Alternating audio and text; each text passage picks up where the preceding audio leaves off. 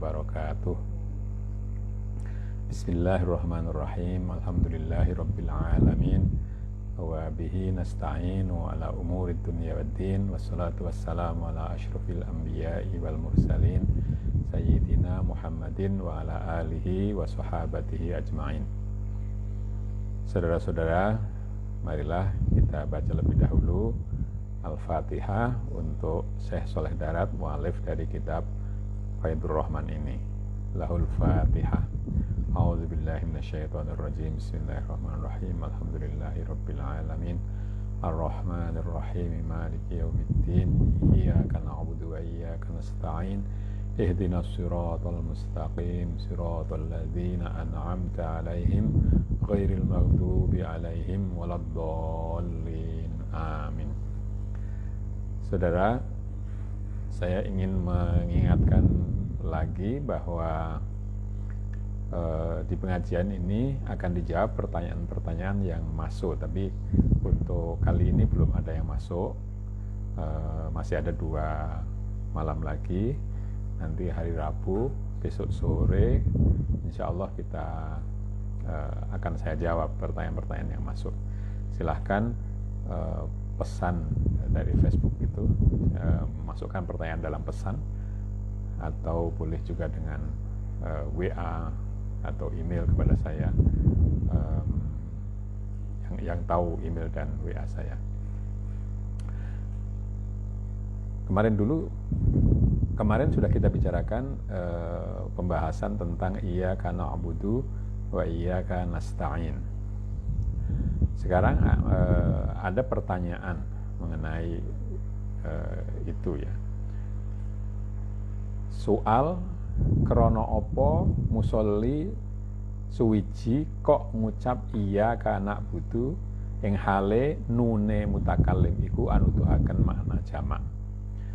Ini pertanyaan yang dibuat oleh penulis sendiri, kenapa orang yang sholat sendirian itu kok mengucapkan iyyaka na'budu, hanya kepadamulah kami menyembah, padahal yang mengucapkan itu hanya seorang saja, nun mutakallim, padahal nun mutakallim itu menunjukkan makna jamak.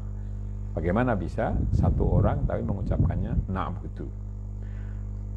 Maka jawab para ulama fuqaha, iku ayat iyyaka na'budu anuduhaken setuhune wong mukmin iku ora sayogya lamun salat dhewe, balik arep salat jamaah imam lan makmum. Nah, ulama fuqaha, para ahli fikih itu memberikan jawaban bahwa kata iyyaka na'budu itu merupakan petunjuk bahwa sebaiknya orang itu tidak sholat sendirian, melainkan sholatnya itu berjamaah, imam dan makmum.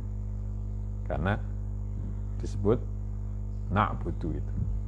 Maka patute pangucap iyyaka na'budu tegese kula sedaya sami nyembah ing Tuhan. Maka yang tepat ya jamaah itu, karena di situ lalu kata iyyaka na'budu, kami hanya kepadamu kami menyembah, itu menjadi pas. Lan malih setuhune manusa iku ora sepi saking malaikat kiraman katibin hafadhah. Juga alasan yang lain adalah bahwa manusia itu ada malaikat-malaikat yang disebut dengan kiraman katibin, malaikat yang menulis perbuatan manusia, yang juga disebut malaikat hafadhah, yang menjaga manusia. Saben suwiji manusia 8 malaikat utawa 6 malaikat utawa sewidak ala ikhtilafil ulama. Nah, jumlah dari kiraman katibin atau hafadhah itu untuk tiap-tiap orang ada yang mengatakan 8, ada yang mengatakan 6, ada bahkan yang mengatakan sampai 60 menurut para ulama yang berbeda-beda. Mongko sah lamun ngucap iyyaka na'budu wa iyyaka nasta'in. Nah, dengan disertai malaikat yang menjaga itu, maka sahlah mengatakan iyyaka na'budu wa iyyaka nasta'in itu. Ini tadi jawaban para ahli fikih. Lan jawab ulama ahlul batin, Mulane ngucap musolli iyyaka na'budu krana ingkang aran insan iku kumpule patang perkara. Nafs, qalb, roh, sir. Ulama ahli batin menjawab, jadi seorang musolli mengatakan kami hanya kepadamu kami menyembah itu karena yang disebut manusia itu merupakan kumpulan dari 4 anasir, yaitu nafs atau nafsu, qalb atau hati, roh yaitu roh, dan sir mungkin ya sir itu hati yang paling dalam. Mongko utawi nafsu iku moko bangsa donya, moko anyembah nafsu ing hawane kang bangsa donya. Qala ta'ala afara'aita man ittakhadha ilahahu hawahu. Jadi kalau nafsu itu adalah merupakan wujud duniawi, maka yang disembah oleh nafsu itu adalah hawa nafsu dan bangsa dunia yang bersifat dunia. Allah berfirman, afara'aita man ittakhadha ilahahu hawahu. Apakah kamu tidak melihat orang yang mengambil sebagai Tuhannya itu hawanya sendiri, keinginannya. Ini yang pertama. Yang kedua, moko utawi anapun ati yang dikatakan qalb, moko bangsa akhirat, mongko anyembah qalbu ing suwargane. Sedangkan hati itu merupakan wujud akhirat. Maka ketika sholat itu hati itu menyembah surganya. Allah berfirman, wa nahan nafsa anil hawa fa innal jannata hiyal ma'wa. Dan mencegah nafsunya dari hawa, keinginan, karena sesungguhnya surga itulah tempatnya. Jadi yang disembah oleh hati itu adalah jannah. Mongko utawi anapun roh, mongko iku roh bangsa kurbah, anyembah ing kurbah lan inayah. Mongko yang disebut dengan roh, ya, yang unsur yang ketiga itu roh, itu wujud kurbah, ya, kedekatan dengan Allah, dekat dengan Allah. Maka yang disembah adalah kedekatan dengan Allah dan perhatiannya. Allah berfirman, qala ta'ala fi maq'adi sidqin inda malikin muqtadir. Nanti orang-orang roh itu ada fi maq'adi sidqin, pada tempat duduk yang yang sebenarnya di hadapan raja yang sangat berkuasa. Ya.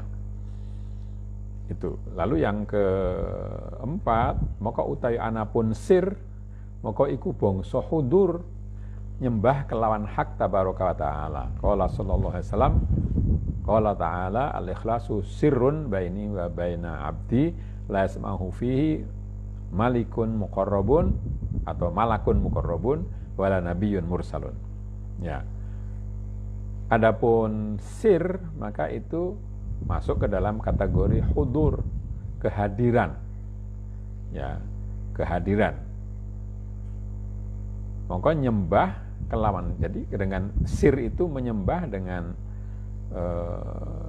sebenar-benarnya Allah yang maha bertambah terus berkahnya dan maha tinggi.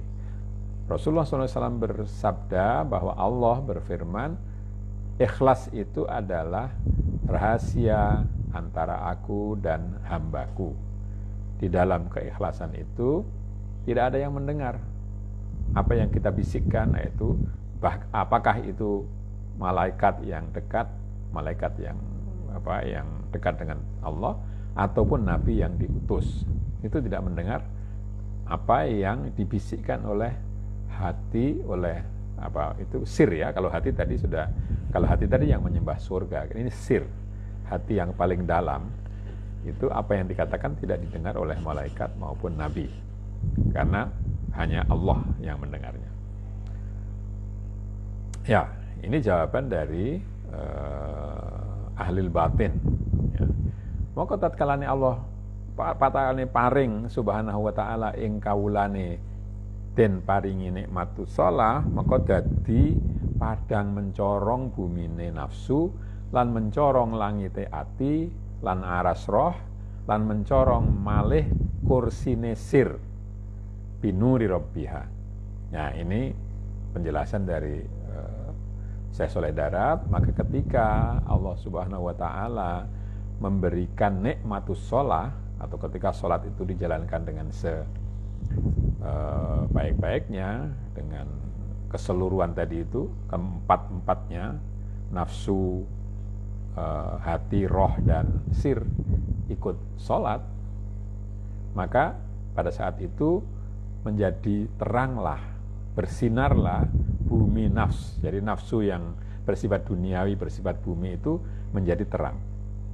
Kalau mencorong langite hati, langitnya menjadi terang juga. Demikian pula arasnya roh. Ya, roh itu dianggap atau diserupakan dengan punya arasnya roh. Ya. Serta bersinar juga kursinya sir. Langit, kalau roh itu aras, kalau sir itu kursi, dengan cahaya Tuhannya. Tegese wa asyraqatil ardu binuri rabbika. Ya, itulah makna dari wa asyraqatil ardu binuri rabbiha. Bumi bersinar dengan cahaya Tuhannya. Kelawan nure moko padang padha ngimanaken kabeh nafsu kalbu roh sir kelawan Allah Subhanahu wa taala lan padha nyembah ing pangerane kelawan hak lan padha kufur marang berhalane kabeh. Jadi dengan salat itu lalu tadi nafsu, qalbu, roh dan sir itu beriman kepada Allah Subhanahu wa taala dan menyembah Tuhannya, yaitu Allah dengan sebenar-benarnya, dan lalu kufur, tidak beriman kepada berhala semuanya. Lan iku donya swarga neraka kurbah.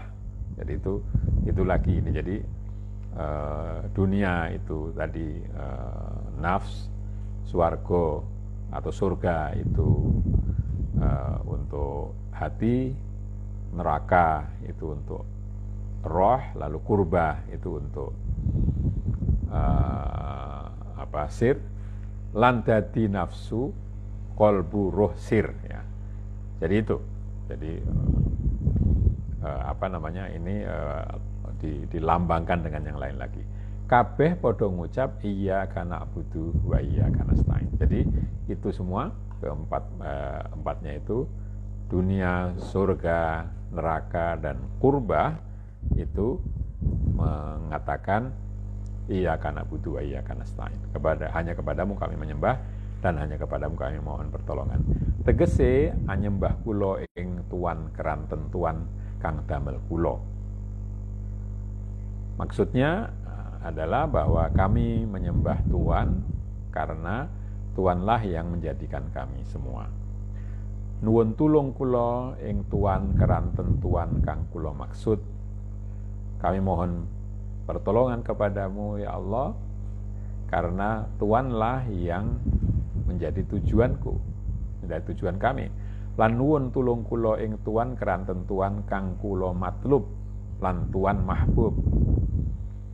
Dan saya minta tolong kepada Tuhan karena Tuhanlah yang yang kami dambakan, dan Tuhan juga yang kami cintai. Nyembah kula ing Tuhan keranten Tuhan Malik, lan nuwun tulung kula ing Tuhan keranten liya Tuhan Halik. Kami menyembah Tuhan karena Tuhanlah yang memiliki kami semua, dan kami minta tolong kepada Tuhan karena yang selain Tuhan itu akan rusak. Anyembah kula ing Tuhan keranten Tuhan sampun dawuh kalian kula yang ibadi, lan nuwun tulung kula ing Tuhan keranten Tuhan sampun anuduhaken ing kula dumateng ing Tuhan. Kami sembah Tuhan karena Tuhan telah menyebut kami wahai hamba-hambaku, dan kami minta tolong Tuhan karena Tuhan telah menunjukkan kepada kami jalan menuju Tuhan. Ya. Al-mutawakkil nuli ngucap, ya, orang yang bertawakal lalu mengatakan, arah nenuwun ing bendarane kelawan DP-DP lan ngawula. Jadi orang yang bertawakal lalu mengucapkan bahwa kami meminta kepada mengucap kawula arah nenuwun ing bendarane kelawan DP-DP lan ngawula. Kemudian mengucapkan bahwa seorang hamba itu akan meminta kepada tuannya dengan DP-DP itu dengan mungkin dengan memohon secara sungguh-sungguh, ya, dengan merendahkan diri dan dengan menghamba. Nah, ini makna dari iyyaka na'budu wa iyyaka nasta'in secara batini, secara batiniah. Jadi diterangkan dengan keterangan sufi, ya. Lalu yang berikutnya, ayat yang berikutnya adalah ihdinas siratal mustaqim. Tegese muga-muga paring tuan ing kula ya Rabb ing tambahi hidayah kula utawa dawame hidayah kula kang dados anuduhaken maring dedalan kang leres lan iya iku agama hak. Maksud dari ihdinas siratal mustaqim itu adalah mudah-mudahan Tuhan memberikan kepada kami, wahai Tuhan, memberikan kepada kami tambahnya petunjuk atau langgengnya petunjuk yang akan menunjukkan kami ke jalan yang lurus. Lan iyo iku yaitu agama yang hak. Utawa mugi-mugi anuduhaken Tuhan ing manah kawula marang dedalan kang jejeg kang dados ndatengaken ing Tuhan. Atau maknanya adalah mudah-mudahan Tuhan menunjukkan kepada hati kami, menunjukkan jalan yang lurus yang mendatangkan kami kepada Tuhan, yang menyampaikan kami kepada Tuhan. Itu makna ihdinas siratal mustaqim. Jadi kalau yang pertama tadi dimaknai dengan petunjuk ke jalan yang lurus, yaitu agama yang hak, atau yang kedua ini meminta diberi petunjuk ke jalan yang membawa kami kepada Tuhan. Maka maknane as-siratal mustaqim iku arep mengo manusa ing saben-saben barang kang liyane Allah, hale madhep kelawan nafsune lan atine lan roe lan sire madhep maring Allah Subhanahu wa taala kelawan sekira-kira lamun den perintah kon nyembelih anake yakti nurut kaya agamane Nabi Ibrahim Khalilullah. Jadi makna dari as-siratal mustaqim itu bahwa orang berpaling dari setiap hal yang selain Allah dengan cara menghadapkan nafsunya, hatinya, rohnya dan sirnya hanya kepada Allah Ta'ala sedemikian rupa sehingga seandainya diperintahkan untuk menyembelih anaknya, pasti itu akan dilakukan sebagaimana yang telah dilakukan oleh Nabi Ibrahim Khalilullah. Lan sekira-kira lamun den sembelih marang bapakane yakti miturut kaya agamanya Nabi Ismail, dan sebaliknya sedemikian rupa penyerahan diri itu sehingga kalau diperintahkan untuk disembelih oleh ayahnya, dia akan nurut. Itu seperti agamanya Nabi atau seperti keyakinan dari Nabi Ismail. Lan sekira-kira lamun den perintahno kon meguru marang wong kang luwih ngalim ngelmune lan asor derajate tinimbang dheweke, yekti miturut kaya agamanya Nabi Musa alaihissalam. Dan seandainya diperintahkan untuk berguru kepada orang yang lebih alim, tapi yang derajatnya lebih rendah dari dirinya, pasti dia akan ikut juga, sebagaimana keyakinan dari Nabi Musa alaihissalam. Lan sekira-kira lamun den coba kelawan bala, yakti ridho lan sabar. Dan seandainya dicoba dengan wabah, dengan bencana, pasti dia akan ridho dan sabar. Ya, seperti kita dicoba dengan COVID kali ini. Ikulah artine siratal mustaqim. Ikulah ingkang den suwun. Jadi itulah yang dimaksud dengan siratal mustaqim, dan itulah yang diminta. Ora kok nuwun nafsune hidayah, ora, krana saben-saben wong kang wis gelem salat tentu wis oleh hidayah.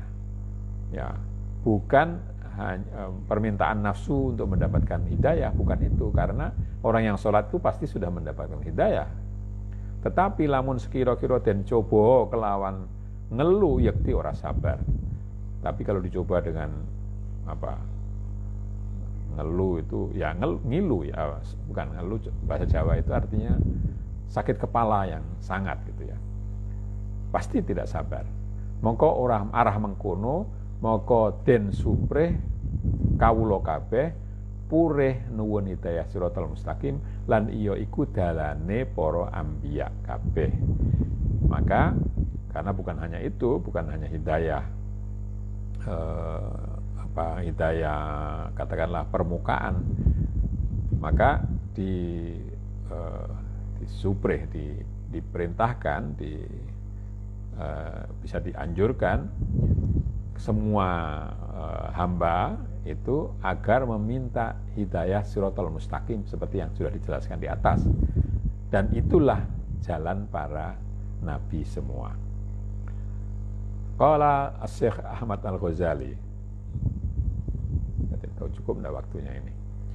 Syekh Ahmad Al-Ghazali berkata, ini adik dari Abu Hamid Al-Ghazali yang mengarang kitab Ihya Ulumuddin. Ahmad Al-Ghazali ini seorang sufi tapi tidak begitu dikenal ya. Utawi hidayah iku telung duman, ono hidayah am dan ono hidayah khos, lan ono hidayah khos. Jadi hidayah itu ada hidayah umum, hidayah khusus, dan hidayah yang lebih khusus lagi. Utawi anapun hidayah am, moko kaya oleh anuduhaken Allah Subhanahu wa taala marang sekabehane hayawan, marang amrih manfaat lan nolak madarat. Hidayah umum itu ya contoh, yaitu bahwa Allah menunjukkan kepada semua, seperti Allah menunjukkan semua hewan untuk mengambil manfaat dan menolak madarat. Ini semua dapat hidayah am. Qala ta'ala rabbuna alladzi a'ta kulla syai'in khalqahu tsumma hada. Allah berfirman, Tuhan kamilah yang telah memberikan segala sesuatu tabiat dasarnya, kemudian dia memberikan petunjuk. Anapun hidayah khos, moko iku hidayatul mukminin marang dedalan kang nekaaken marang swarga. Sedangkan hidayah khos, hidayah khusus adalah hidayah bagi orang mukmin yang menyampaikan dia ke surga. Sebagaimana firman Allah, yahdihim rabbuhum biimanihim. Ia menunjukkan kaum mukmin itu, Tuhan mereka menunjukkan kaum mukmin dengan iman mereka. Anapun hidayah akhos, moko iku hidayatul haqiqah, lan iya iku hidayat saking Allah lumaku marang Allah kelawan Allah. Nah, sedangkan hidayah akhos, hidayah yang lebih khusus lagi, itu adalah hidayah dari Allah berjalan ke Allah dengan Allah. Qul inna hudallahi huwal huda. Itu ayatnya. Sesungguhnya, katakanlah sesungguhnya petunjuk Allah itu adalah petunjuk yang sebenar-benarnya. Wa qala inni dzahibun ila rabbi sayahdin. Dan dia berkata bahwa aku menuju Tuhanku dan dia akan memberi petunjuk kepadaku. Tidak salah, ini Nabi Musa yang mengatakan. Nanti saya cari, besok saya jelaskan.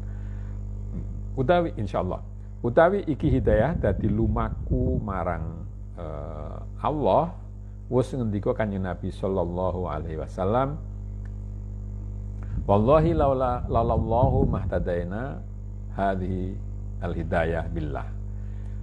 Jadi hidayah yang berarti berjalan ke Allah dengan dengan Allah itu sebagaimana sudah dijelaskan oleh Nabi Muhammad SAW, demi Allah, kalau bukan karena Allah, aku tidak akan mendapatkan petunjuk ini dengan Allah. Demi Allah, lamuno ora kelawan Allah, yakti ora oleh pituduh ingsun kelawan iki pituduh kelawan Allah. Ya, ini terjemahan beliau, Syekh Saleh Darat. Demi Allah, seandainya bukan dengan Allah, pasti aku tidak mendapatkan petunjuk ini dengan Allah. Angendika malih sallallahu alaihi wasallam, araftu rabbi bi rabbi laula fadlu rabbi ma araftu rabbi. Weruh ingsun ing pangeran ingsun kelawan pangeran ingsun, lamun ora kelawan fadhole pangeran ingsun, maka yakti ora weruh ingsun ing pangeran ingsun. Ya, artinya demi Tuhan, demi Allah, aku tahu Tuhanku dengan Tuhanku sendiri. Kalau bukan karena karunia Allah, kalau Tuhanku, karunia Tuhanku, maka aku tidak akan tahu pangeranku sendiri. Saya kira sudah waktunya untuk kita akhiri. Mari kita akhiri membaca hamdalah, alhamdulillahirabbil alamin. Kurang lebihnya minta maaf. Assalamualaikum warahmatullahi wabarakatuh.